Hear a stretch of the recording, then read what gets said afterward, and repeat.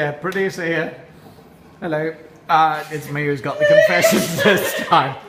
We've had two goes at trying to film this video, and the first time I did it on photo instead of video, and the second time we went on, the first one was terribly emotional and terribly long and very, very good, and the second time it was also pretty good, a bit shorter and rather sadly a bit more of me, and I forgot to press start.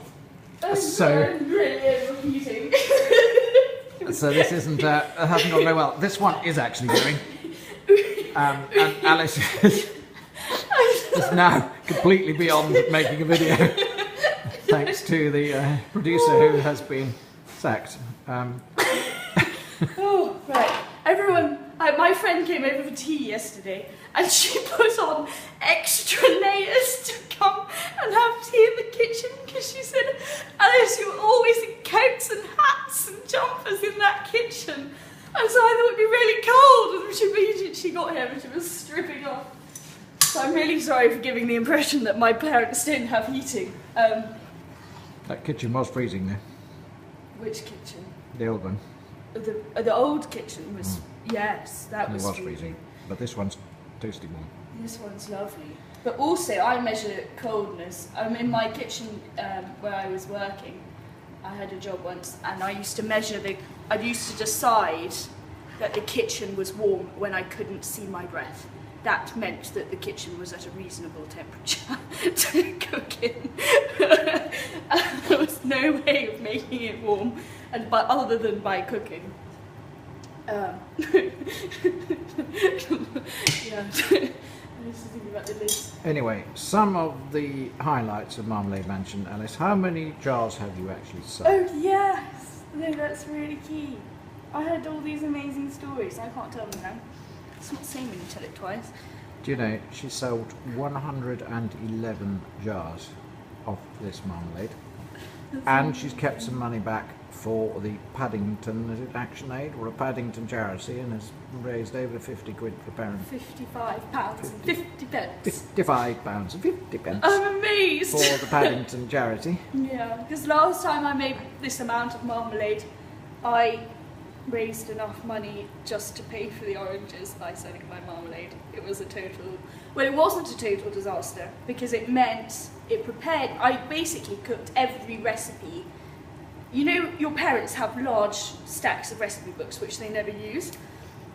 In 2011, when I had my first marmalade making adventure, I pulled out every recipe in my parents' recipe book, and I cooked every single type of recipe of marmalade that you can think of in order to try and learn how to make marmalade, which is where I found the recipe, which one was the best one, which was the Ballywaloo one, I must say. I was trained at Ballywaloo one in the recipe testing. And then in 2014, I knew which recipes to make for the boils. But that's when we had the seriously burnt and the slightly singed, and we entered into the marmalade competition. And then this year, because I made all that marmalade, that lasted them, I made about 30 pots, or 3 or 4 batches, and that lasted them until, literally, they finished their last pot probably in January actually, and it was sort of, they were depleting in the cupboard, sort of, as I was going to stay with the boils in the summer. And I just heard these little sounds in my voice every time, morning at breakfast, Alice, marmalade! Oh no, it's like, where's the marmalade? Oh God, marmalade! You know about all this dripping stuff now, don't you? So you don't need to have that lecture. Yeah, shush. That was good. And it was poor little George. He's developed a taste for marmalade in the last few years, and eats it every morning for breakfast. And he was down to his last pot. And I was so concerned about George and his marmalade, who you met in the videos and who was referred to in the first video, that I actually took my jam thermometer with me to Courchevel, to the ski season, so that they could ship, I was going to tell them to ship jars and Seville oranges to my chalet, so I could make Seville orange marmalade and ship it back to George. But instead I shipped myself home, and yeah, shipped myself home, and And the rest is, well, you know what the rest is. It's history.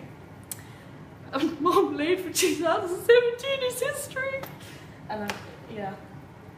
We've had all the emotion. I think I've got, there's no emotion left. No, it all came out in the first one that I did as a photographer and the second one that I forgot to press the start button, I'm afraid. So, it's probably a good producer thing. here, thank you so much for your wonderful response to Alice's amazing videos. Alice's adventures in this case, Marmalade.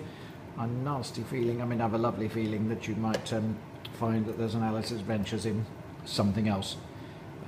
Possibly chutney. Or sugar-free. Or sugar-free, that could be really entertaining.